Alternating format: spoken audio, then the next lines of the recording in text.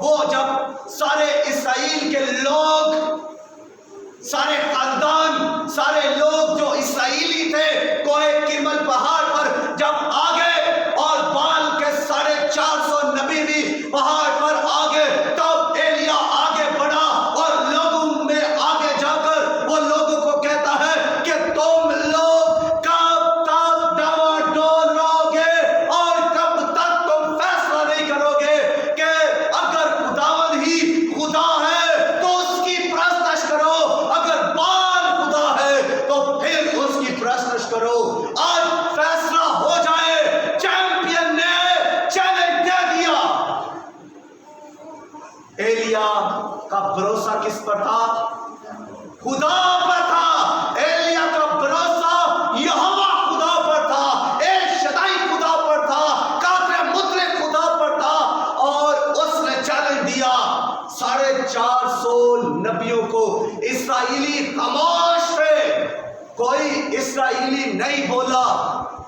تب ایلیا نے کہا ایک اکیلا میں ہی نبی بچتا ہوں، اس لیے میں تو ان کو چیلنج دیتا ہوں، 450 لوگوں کو میں اکیلا شخص چیلنج دیتا ہوں کہ 2 بیل لائے جائیں، 2 بیل لائے جائیں، ایک بیل ان 450 لوگوں کو دیا جائے اور وہ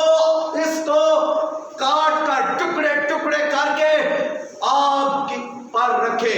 لکڑیوں پر رکھے، اور پھر لکڑیوں پر رکھنے کے بعد آگ نیچے نہ دے، اور اپنے بال کو پکارے، اپنے دیوتا کو پکارے، اس سے دعا کرے۔ اگر اس کے دیوتا نے اس کو آگ سے جلا دیا تو ان کا دیوتا سچا اور ہم سب اس کی پرستش کریں گے، لیکن اور دوسرا بیل جو ہے وہ مجھے دیا جائے اور میں اس کو لکڑیوں پر کاٹ کر رکھوں گا اور آگ نیچے نہیں لوں گا، اور میں اپنے خدا کو پکاروں گا اور وہ آسمان سے آگ نازل کر کے اگر اس کو بھسم کر دے تو میرا خدا سچا۔ تب سب لوگ پکار اٹھے، جو پہلے خاموش تھے وہ بول اٹھے، جو گنگے تھے ان کی زبانیں کھل گئی، وہ کہنے لگے یہ تو نے خوب کہا۔ اسرائیلی جو خدا کے لوگ ہیں سارے وہاں پر جمع تھے، لیکن کسی نے اپنے ایمان کا اظہار ہی نہیں کیا، سب سننے والے اور دیکھنے والے ہی تھے۔ ایلیا نے جب چیلنج دیا تو سب نے کہا یہ تو نے خوب کہا ہے۔ تو پہلے ایلیا نے کہا تمہاری باری، کیونکہ تم 450 لوگ ہو، تم زیادہ ہو، میں تمہیں چیلنج دیتا ہوں، میں تجھے موقع دیتا ہوں، ٹاسک میں تمہارے حوالے کرتا ہوں، تم پہلے اپنے بیل کو لکڑیوں پر کاٹ کر رکھو اور اپنے دیوتا کو پکارو، اگر وہ آگ سے اسے جلا دے تو تم جیت گئے اور تمہارا بال سچا۔